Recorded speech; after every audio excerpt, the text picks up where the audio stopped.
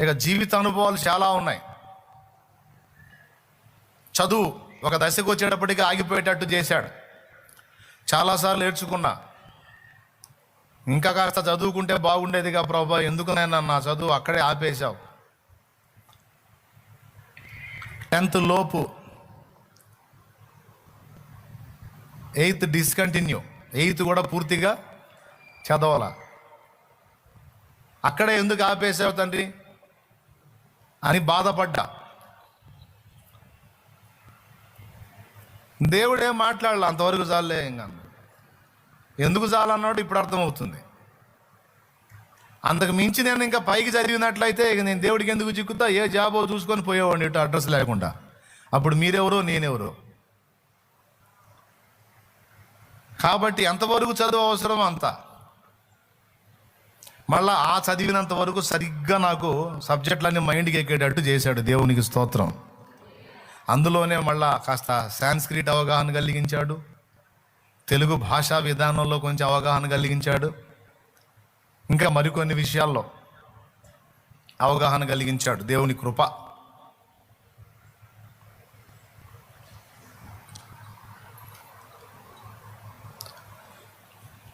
నాకు ఇలా ఎందుకు చేసావు, అలా ఎందుకు చేసావు, నన్ను ఎట్టెందుకు ఉంచావు అంటే అట్టెందుకు ఉంచావు అని కొన్నిసార్లు మనం ఇబ్బంది కొలిమిలో ఉన్నప్పుడు అడుగుతాం. అక్కడ దేవుడు చెప్పేది ఏంటంటే, ఇవన్నీ ఎందుకు చేశానో ముందు నీకు అర్థమైద్ది. సోది ముఖం వేసుకొని ఇప్పుడు ఏడుస్తా కూర్చోవాకు. నాకు తెలియకుండా ఏం జరగదో, అనవసరంగా భయపడి జుట్టు పీక్కోవాకు. ఏది జరగాలో, ఎప్పుడు జరగాలో, ఎందుకు జరగాలో, ఏ మలుపు ఎక్కడ ఎలా తిరగాలో మొత్తం నా డైరెక్షన్లో ఉంది. నీకు డౌట్ లేదుగా, నువ్వు సైలెంట్గా పద, నేను చెప్తా అంటాడు ఆయన.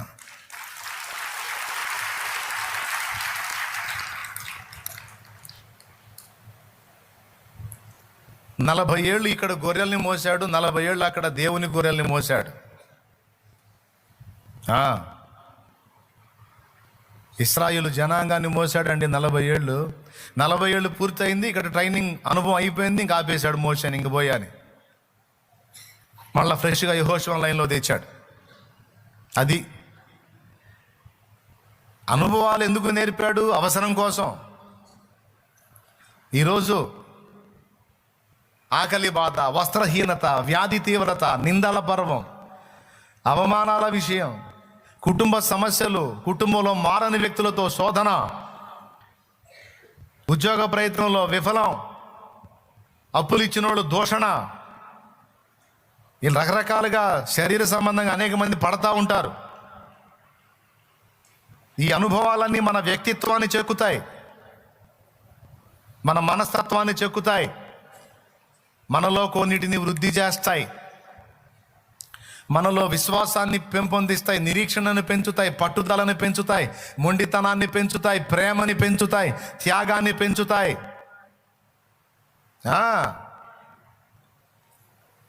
అంత బండశిలల్లాంటి వాళ్ళ మనమంతా.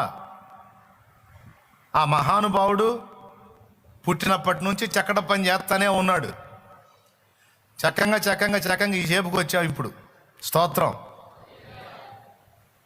ఆ పరమ కుమారి తన సారెపై జగటమంటి లాంటి మనల్ని మలుస్తున్నాడు, ఒక అద్భుతమైన పాత్రలాగా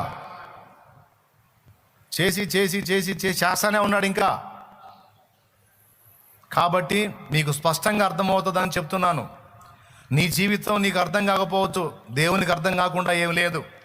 నీ బ్రతుకులో, నీ వారి బ్రతుకులో ఎదురవుతున్న ప్రతికూలతలు నీకు అర్థం కాకపోవచ్చు, దేవుని కూడా అయోమయంగా ఏం లేదు. దేవుడు ఏవేవి రప్పించాలనుకున్నాడు అన్నీ రప్పిస్తున్నాడు, ఏవేవి చేయాలనుకున్నాడు అన్నీ చేస్తూ ఉన్నాడు. మంచి డిజైనర్ అండి, మంచి ప్లానర్ ఆయన. మనిషిని చేయడానికి ముందు అన్నీ రెడీ చేసి వదిలాడు చూడు.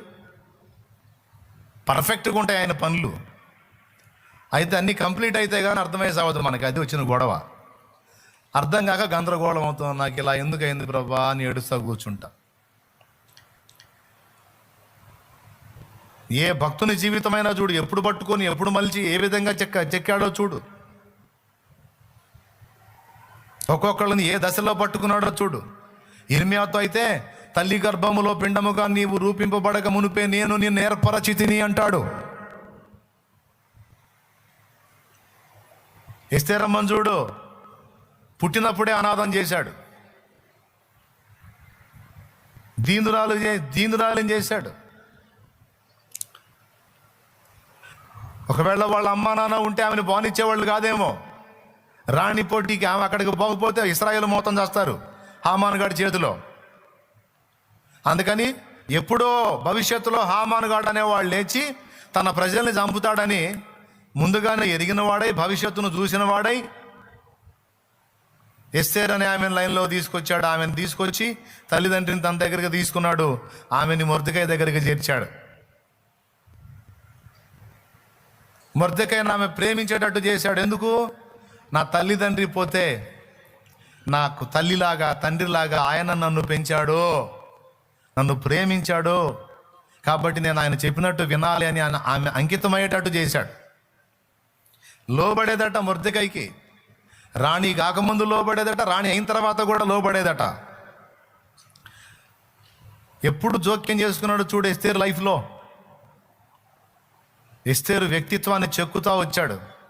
ఒక టైం వచ్చింది, అప్పుడు మొర్దెకై మాట్లాడాడు, మా రాణి పోటీ వచ్చింది, రాజుగారికి మొదటి భార్య అయిన వష్టి రాజు మీద తిరుగుబాటు చేసినందున ఆమెను విసర్జించాడు. విధేయురాలైన భార్య కోసం రాజు అహస్వేరోషు ఇష్టపడుతున్నాడు. మరి నీకేమన్నా ఆసక్తి ఉందా? ఒకవేళ నువ్వు వెళ్ళావనుకో, మన ప్రజలందరికీ భద్రత ఉంటుంది, మనలో ఒక మనిషి రాణి అయితే అని ఎస్తేరుతో మాట్లాడితే, మీ ఇష్టమే, మీరు ఏది చెబితే అది చేస్తానంది. ఇప్పుడు అక్కడి నుంచి ఆ అమ్మాయి వెళ్ళి సెలెక్ట్ అయిందనుకో, ఇక ఎప్పటికీ ఇక్కడికి రావడానికి లేదు, అక్కడే ఉండిపోవాలి. తన వాళ్ళు ఎవరూ లేకుండా ఒంటరిగా బ్రతికే అనుభవాన్ని ముందే తల్లిదండ్రులు లేకుండా చేసి నేర్పుకున్నాడు దేవుడు. దేవునికి స్తోత్రం కలుగునుగాక. తర్వాత ఎస్తేరు వెళ్ళినప్పుడు ఎస్తేరు సెలెక్ట్ అయింది. ఎలా అయిందో చాలాసార్లు చెప్పా, మళ్ళీ అది ఎందుకులే. అంటే సమస్య ఎప్పుడు రాబోతుందో దానికి సమాధానం ఎప్పుడు రెడీ చేశాడో చూడండి. ఎస్తేరు వయసు ఒక 30 ఏళ్ళు అనుకుందాం. ఎస్తేరు వయసు 30 ఏళ్ల ప్రాయానికి వచ్చేటప్పటికి ఇశ్రాయేలుకు హామాను ద్వారా సమస్య వచ్చింది అనుకుందాం. సమాధానం ఎప్పుడు రెడీ చేసి పెట్టాడు? 30 ఏళ్లకు ముందే ఎస్తేరు నమ్మను పుట్టించాడు. హామాను గాడికి మొగుడిని పుట్టించాడు. దేవునికి స్తోత్రం. ఎవరిని పుట్టించాడు? 30 ఏళ్ల తర్వాత హామాను అనే శత్రువు లైన్లోకి వస్తే వాడిని దెబ్బ కొట్టడానికి రాణి అయిన ఎస్తేరును పుట్టించాడు.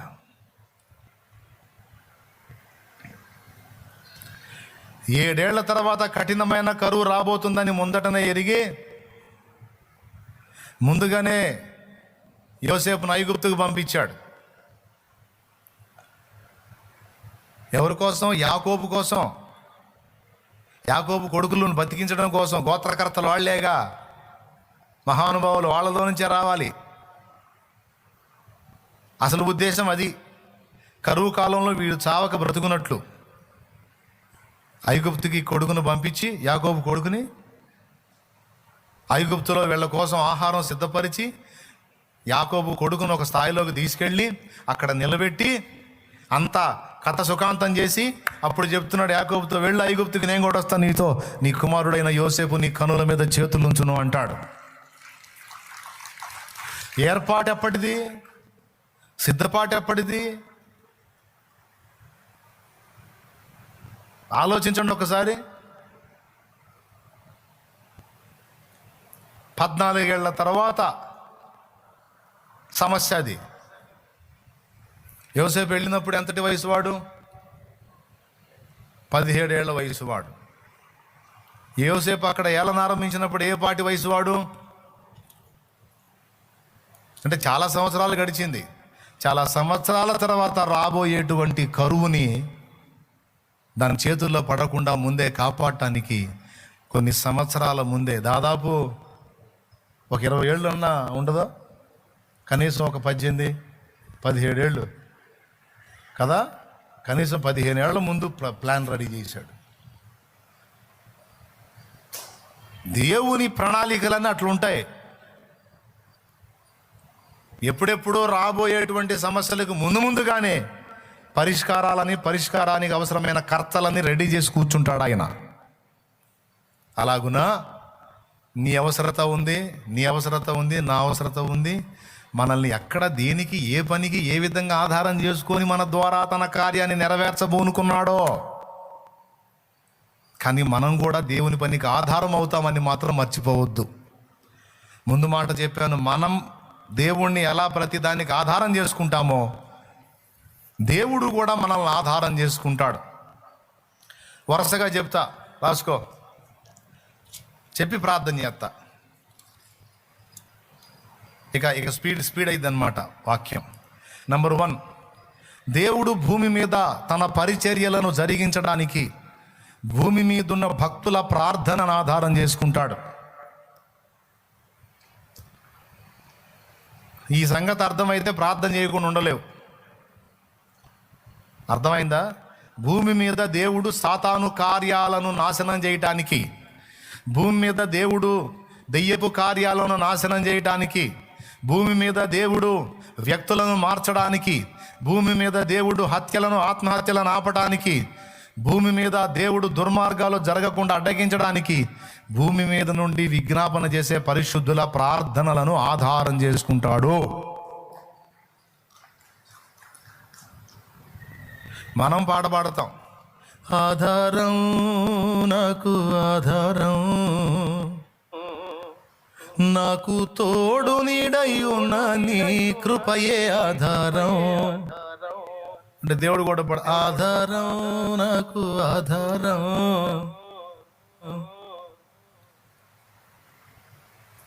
నేను భూమి మీద పని చేసేందుకు ప్రార్థన ఆధారం. జోక్గా చెప్పట్ల, సీరియస్సే, ప్రార్థన ఆధారం. ఒక భక్తుడు అన్నాడు, వెనకటి భక్తుడు, భూమి మీద దేవుడు చేస్తున్న పని ఏమి లేదండి, పరిశుద్ధుల ప్రార్థనలకు జవాబులు ఇస్తున్నాడు అంతే అన్నాడు.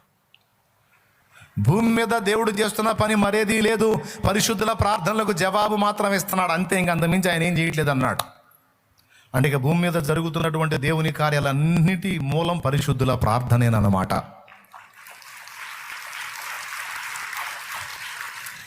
ఇప్పుడు మీరు చెప్పండి, నాకు మొర్ర పెట్టుము నీకు ఉత్తరం ఇచ్చేదను. మొర్ర పెట్టకపోతే పెద్దగా చెప్పాలి. అంటే మనకు ఉత్తరం రావటానికి ఆధారం ఏంది? మొర్ర. నన్ను అడుగుము, నన్ను వెతుకుము, నా తలుపు తట్టు అంటే చేయకపోతే ఇవ్వబడదు, దొరకదు, తీయబడదు. అంటే అవన్నీ జరగాలంటే ఇది జరగాలి. ఇప్పుడు చెప్పండి, మనం పొందటానికి ఆధారం ఏంది? అడగటం. మనకు దొరకటానికి ఆధారం ఏంది? వెతకటం.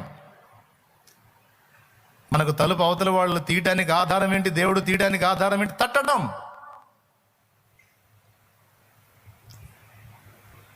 ఎక్కడన్నా చెప్పాడు, నువ్వేం ప్రార్థన చేయవాకు నేను ఇస్తాలే అన్నాడా? ఎన్ని చోట్ల చెప్పాడో, ప్రార్థించు ప్రార్థించు ప్రార్థించు. ఇంకా చెప్పాలంటే జవాబు వచ్చేంత వరకు ప్రార్థించు, విసుగక ప్రార్థించు, పట్టుదలగా ప్రార్థించు, నిత్యము ఇన్ని మాటలున్నాయి. ప్రార్థన యందు పట్టుదల కలిగి ఉండండి, నిలకడగా ఉండండి, విసుగగా ప్రార్థించండి, నిత్యము ప్రార్థించండి, అలయగా ప్రార్థించండి. లేవా ఆ మాటలు బైబిల్లో? పట్టుదలగా ప్రార్థించండి లేదా? విసుగగా ప్రార్థించండి లేదా? దేన్ని గూర్చి చింతపడగా ప్రతి సంగతిని గూర్చి చెప్పమని లేదా? నేను చెప్పనాయా అన్నావు అనుకో, చెప్పపోయినా ఇత్తా అని ఎక్కడన్నా అన్నాడా? కుదరదు అట్లా. దేవుని యొద్ద నుండి నీవు బలమైన జవాబులు పొందాలంటే ఇక్కడ నుంచి బలమైన మొర్ర, బలమైన విజ్ఞాపన వెళ్ళాలి. తిరుగులేదు, తప్పదు. మోషే స్టోరీ విన్నారు కదా. ఇప్పుడు ఏలియాను గుర్తు చేస్తాను. అరచేయంత మేఘం పైకెక్కడానికి 7 మార్లు ప్రార్థించాడు. అరచేయంత మేఘం పైకి లేచిందాక ప్రార్థన మానుకోవాలా, జవాబు వచ్చిందాక మోకాళ్ళ మీద నుంచి లేవలా. దానియేలు దేవదూత ప్రత్యక్షమై దర్శన భావం చెప్పిందాకా లేవలా. స్నానపానాదులు లేవు, అన్నాహారాలు లేవు, 21 రోజులు అక్కడే కూర్చున్నాడు. అది ప్రార్థనలో పట్టుదల కలిగి ఉండడం అంటే.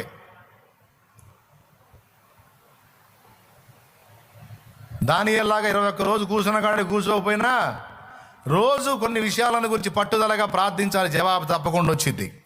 సో దేవుడు భూమి మీద తన కార్యాలు నెరవేర్చడానికి మన జీవితాల్లో కావచ్చు, సమాజాల్లో కావచ్చు, కార్యాలు నెరవేర్చడానికి ఆధారం ఏంటి?